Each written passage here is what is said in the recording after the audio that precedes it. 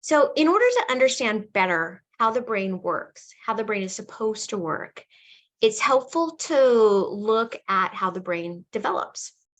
And then to also compare that to how the brain declines, because these are like mirrors of each other. And that's what we're going to use to help understand. So newborn babies are spinal cord and brainstem based. They do not have cortical function. They have no voluntary nervous system. They're not making decisions. They're behaving reflexively using the primitive reflexes, the brainstem, and the spinal cord. When babies are born, they're born into flexion. That's why we say fetal position. Fetal position, everybody knows, oh, that's flexion, right? That's the way babies are born. They're born into flexion. And they're born in sympathetic dominance. So that they're like a little bird. Their heart is racing so fast. They're breathing fast, but also irregularly. And they get cold so easily. They have to be all bundled up because they have poor blood flow. That's all sympathetic dominance. They can't control their pee. They can't control their poo. They're wearing a diaper. When you feed your baby, you're like, is it going up? Is it coming down? I don't know if they're going to spit up. Is it going to be a blowout? What's happening? Is my baby pooping many times a day, one time a week? You know, sensitive digestive system. Did I eat something wrong? Now my baby is colicky, you know, and then that baby is mostly going to mostly sleep. And this is normal. This is a normal newborn baby. Normal newborn baby, spinal cord, brainstem based, sympathetic dominance. That's normal. So here's the brain, right? The cerebellum and the cerebrum. That's the brain. That's not really very active. And then here's the brainstem. We have the mesencephalon, the pons, the medulla oblongata, and the spinal cord going all the way down. So that's what's going on. Let's talk a little bit about terminology. So a neuron is a cell that transmits information, signals, right? So this is a neuron, and it's composed of the dendrite and the axon. So the axon is what sends the signals. The dendrites receive the signals. They hook up together, and where they hook, it's called a synapse. Synapse, that's where they hook up. And then the information goes between the synapse, and the longer it stays in the synapse, the more it excites the synapse. And if it's covered with a myelin sheath, which is fat, then the faster the information flows. So a nerve is made up of a bundle of neurons. A neuron is a cell. A nerve is a bundle of neurons, which is a bundle of cells. Now, when the baby is born with a bushy brain. What does that mean? Bushy brain. The baby is born with more neurons, more cells in their brain than adults. And during the first 1 or 2 years, their synapse density is 50% more than adults. And yet they're born without real activation of the brain. Why? Because they don't have synapses when they're born. It's the synapse that makes the information carried. They have a bunch of neurons, and it takes time for that communication system to be set up. So babies, when they're even in the womb, they're starting to produce myelin, but that myelin, their system is not well myelinated at birth. It takes time. It takes years for the nervous system to become myelinated, when it's myelinated, it goes faster, it's more efficient.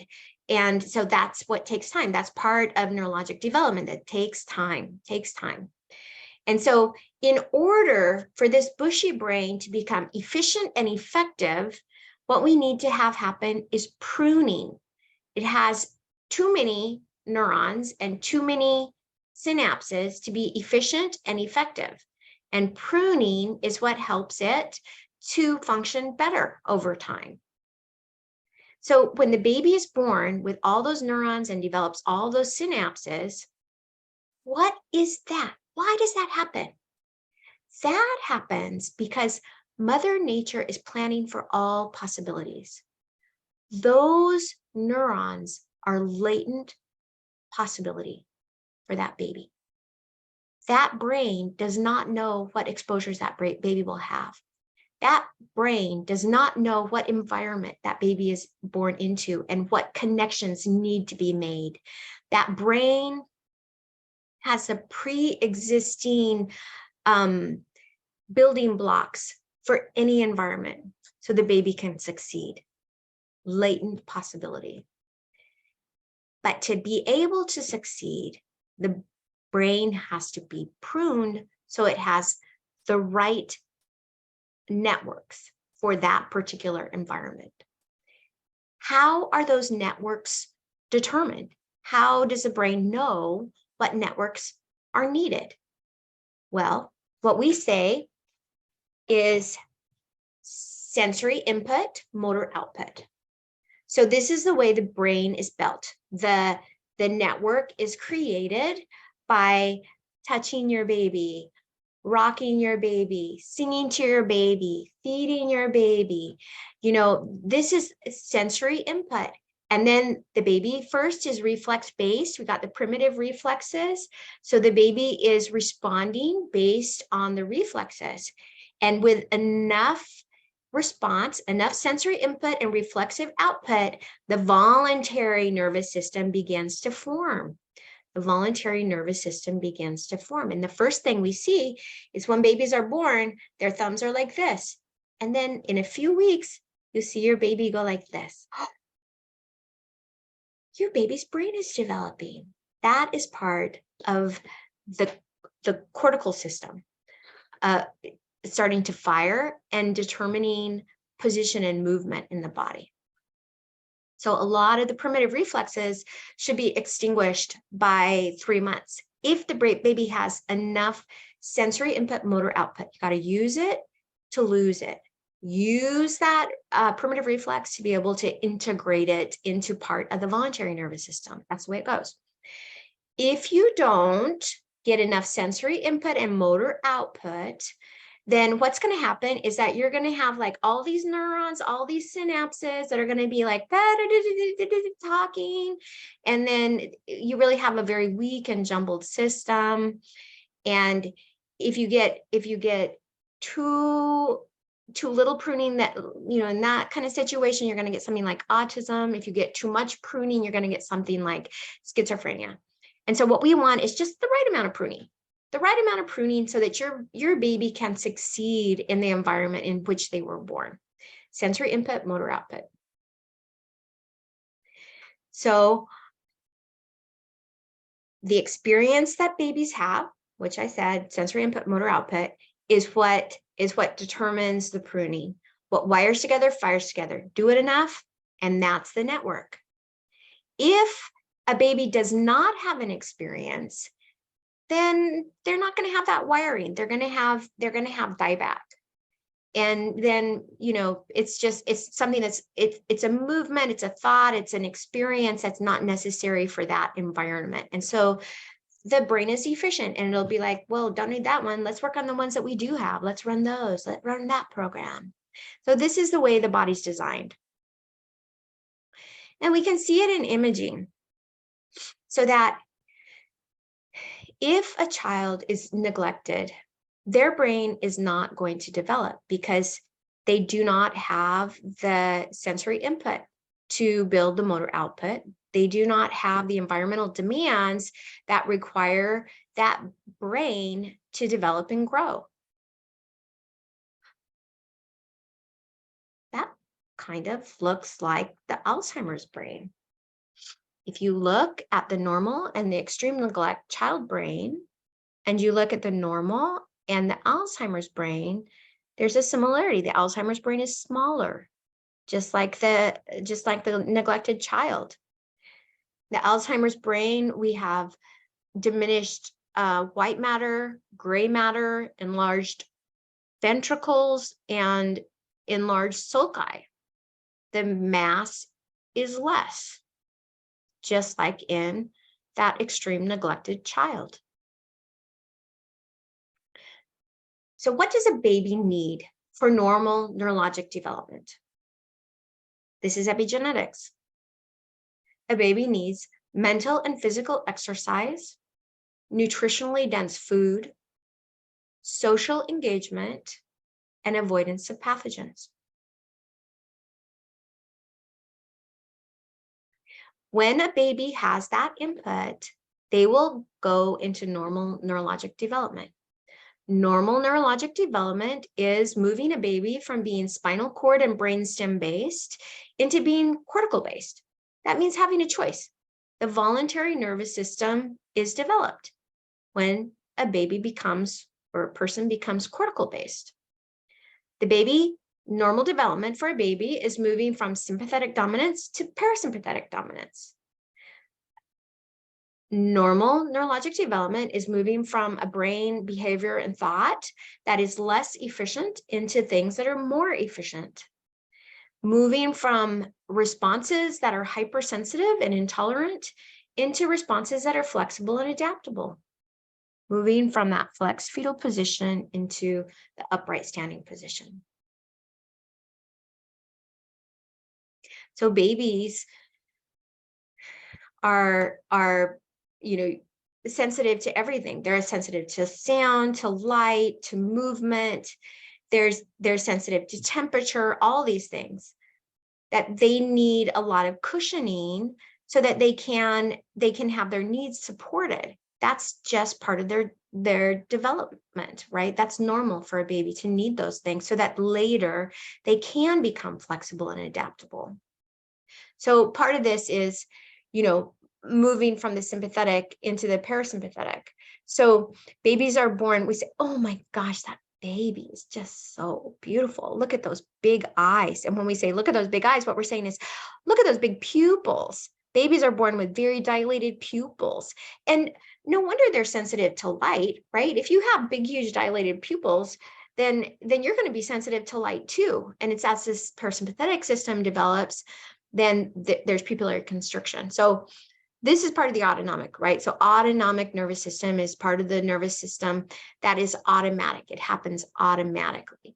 And you don't have to, it's not part of the voluntary nervous system. It's deep, it's hardwired.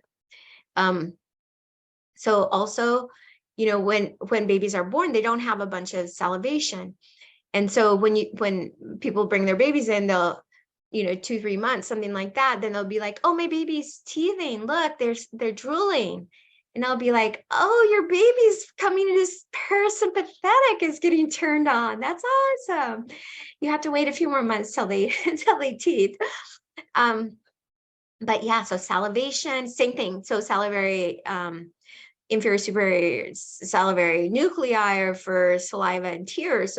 So then you see also these babies around the same time, they're going to start to have real tears when they cry. So it's not just going to be the sound, but they're going to have tears come out. And that's also development of the parasympathetics. As the baby develops, their heart rate is going to go down. They're going to have more stable breathing. They're not going to eat all the time because they can control their glucose release. They're going to be able to start controlling their bowel and bladder, and they're going to have a calmer, more predictable digestion and not have the colic. So as the babies develop, they'll move from being sympathetic dominant to parasympathetic dominant.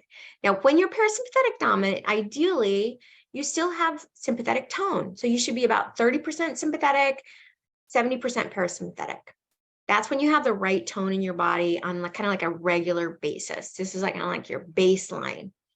And this will enable you to do all of the basic stuff of life, which is to have a baby, enjoy sex, enjoy your meals, poop after your meals, control your pee, all that kind of stuff.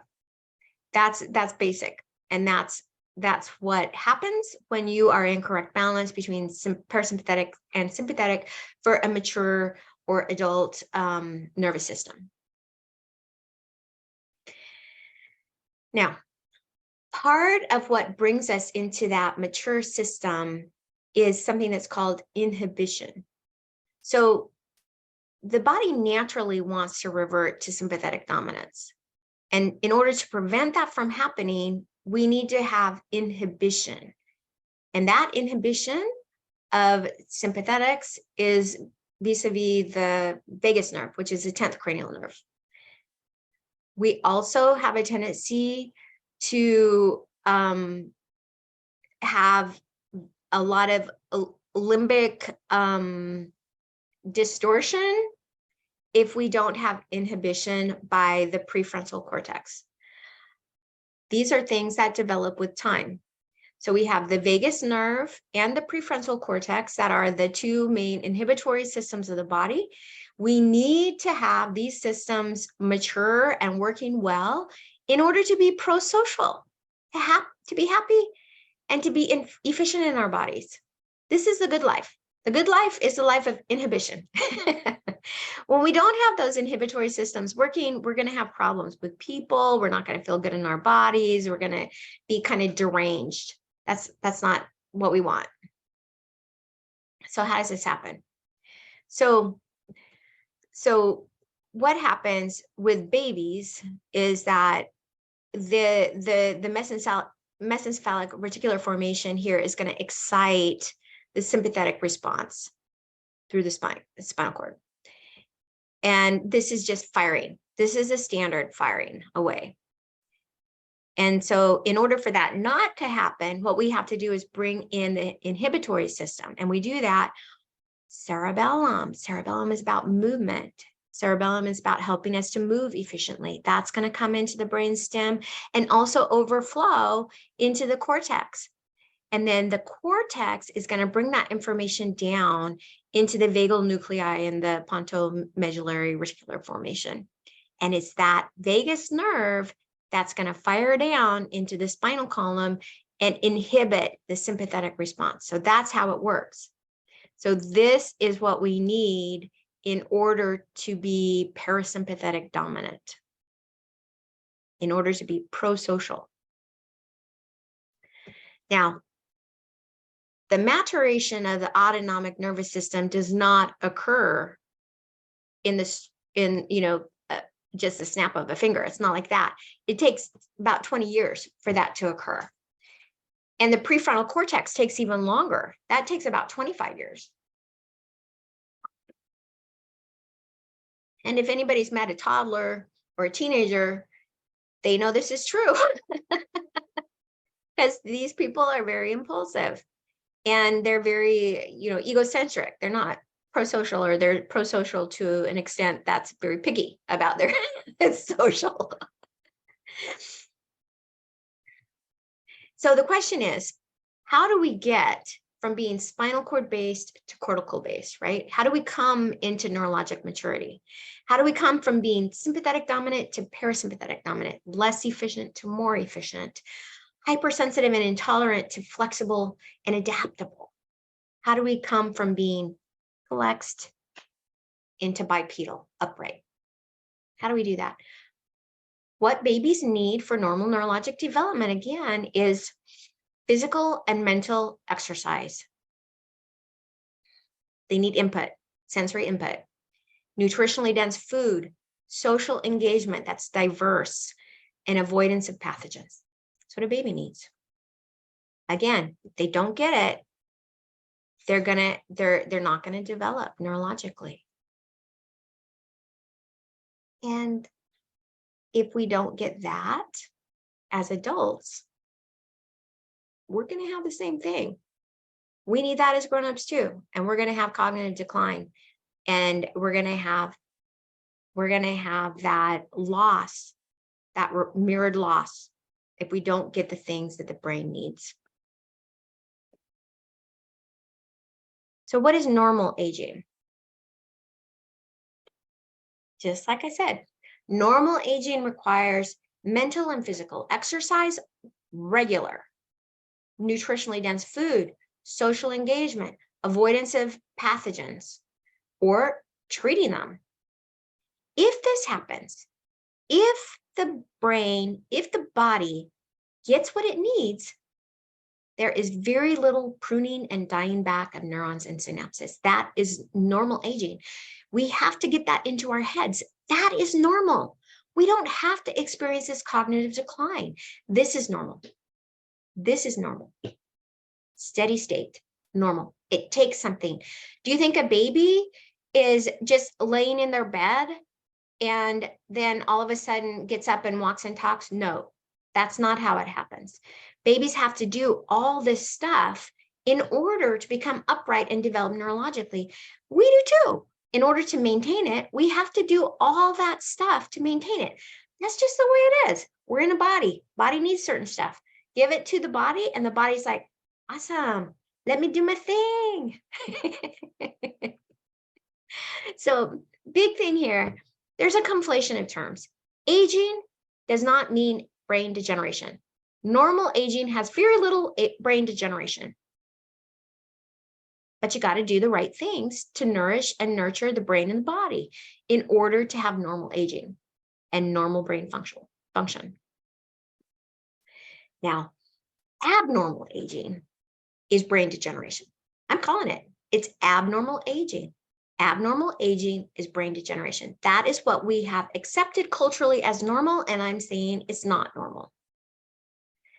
Abnormal aging and brain degeneration, you go from being cortical-based to spinal cord and brainstem-based.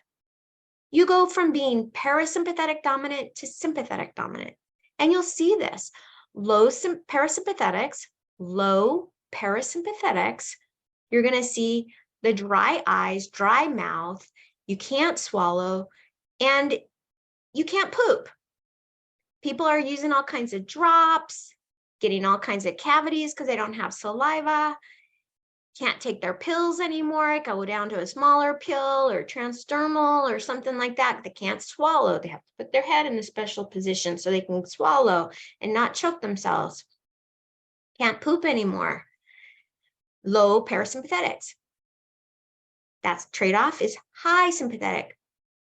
Who doesn't have hypertension? High heart rate. Have to wear a sweater. So cold. I need my socks and my slippers. And then blows up over little stressors. This is all high sympathetic. That is what happens when there's a shift in the autonomics and we go back in time to what a neonate is like. We're going back. We're becoming less efficient. We're becoming hypersensitive, intolerant. People bug us. We can't put up with them. We're any little thing, fly off the handle. And our bodies change. We come into an internal rotation, stooped position, forward lean, as we lose the firing of our extensors. Voluntary nervous system down regulates, and we go into that flex position. It's not good. That's abnormal aging, and that represents brain degeneration. Brain is getting smaller, losing mass and function. It's not able to inhibit anymore. That vagus nerve is slowing down. It can't fire as well into that spinal cord to suppress the sympathetic response. So we're going higher in sympathetics, lower parasympathetics. And we're seeing frontal escape. So, the frontal lobe, so see this whole thing here, this all is the frontal lobe. This here, this is a prefrontal cortex. This is the part we're talking about. This is the part that inhibits. This is the part that's not developed till you're 25.